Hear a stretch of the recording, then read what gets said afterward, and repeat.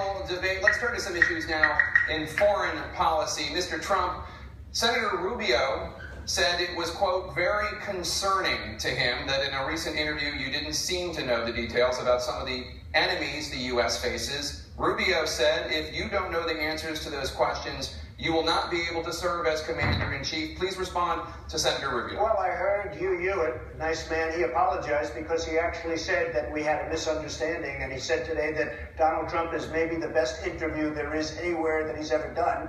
Now, unless he was just saying that on CNN to be nice, but he did say that. Oh, you're the best interview in America. And we had a legitimate misunderstanding in terms of his pronunciation of a word, but I would say just, well, I think it was. And he actually said that. Did you say that? So radio makes it interesting. Okay, so I will say this, though. You was giving me name after name, Arab name, and there are few people anywhere that would have known those names. I think he was reading them off a sheet.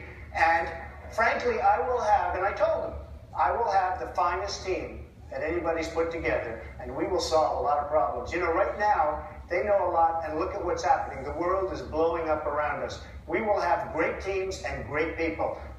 So I hope that answers your question. I mean, you are in the Senate, but I hope that answers your question. Well, it does, but it's the following way. This is an important question. I think if you're running for president, these are important issues, because look around the world today. There is a lunatic in North Korea with dozens of nuclear weapons and a long-range rocket that can already hit the very place in which we stand tonight. The Chinese are rapidly expanding their military. They hack into our computers. They're building artificial islands in the South China Sea, the most important shipping lane in the world. A gangster in Moscow is not just threatening Europe, he's threatening to destroy and divide NATO. You have radical jihadists in dozens of countries across multiple continents, and they even recruit Americans using social media to try to attack us here at home. And now we've got this horrible deal with Iran where a radical Shia cleric with an apocalyptic vision of the future is also guaranteed to one day possess nuclear weapons and also a long-range rocket that can hit the United States. These are extraordinarily dangerous times that we live in. And the next president of the United States better be someone that understands these issues and has good judgment about them. Because the number one issue that a president will ever confront, and the most important obligation that the federal government has, is to keep this nation safe. And today, we are not doing that. We are eviscerating our military, and we have a president that is more respectful to the Ayatollah in Iran than he is to the Prime Minister of Israel.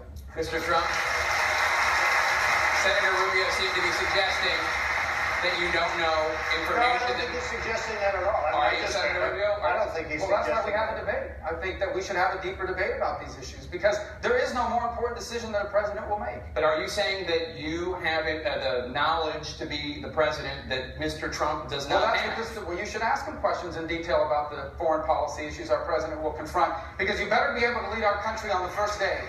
Not 6 months from now, not a year from now. On the first day in office, our president could very well confront a national security crisis. You can't predict it. Sometimes you cannot control it.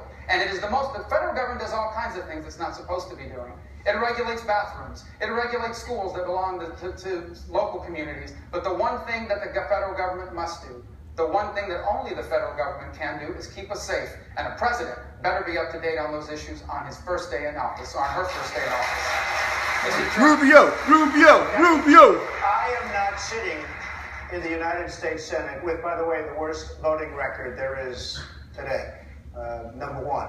I am not sitting in the United States Senate. I'm a businessman doing business transactions. I am doing business transactions. I will know more about this, and as you said, that was very acceptable. And when you listened to that whole interview, it was a great interview. You said it, I didn't. Yeah. Well, now I did. But I will listen. Just 1 second. Just 1 second. I never get addressed. I'm not able to jump in. I will know more about the problems of this world by the time I sit. And you look at what's going on in this world right now by people that supposedly know this world is a mess. Senator Rubio, he did invoke your absentee record. I'm proud to serve in the United States Senate. You know, when I ran 5 years ago, the entire leadership of my party in Washington lined up against me. But I'm glad I won, and I'm glad that I ran, because this country's headed in the wrong direction. And if we keep electing the same people, nothing is going to change. And you're right, I have missed some votes, and I'll tell you why, Mr. Trump. Because in my years in the Senate, I figured out very quickly that the political establishment in Washington, D.C., in both political parties, is completely out of touch with the lives of our people. You have millions of people in this country living paycheck to paycheck, and nothing's being done about it. We are about to leave our children with $18 trillion in debt, and they're about to raise the debt limit again. We have a world that grows increasingly dangerous, and we are eviscerating our military spending and signing deals with Iran. And if this thing continues, we are going to be the first Americans to leave our children worse off than ourselves.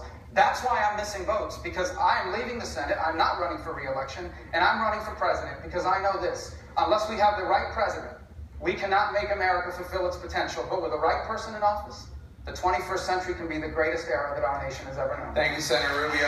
Rubio. Hey, Jake.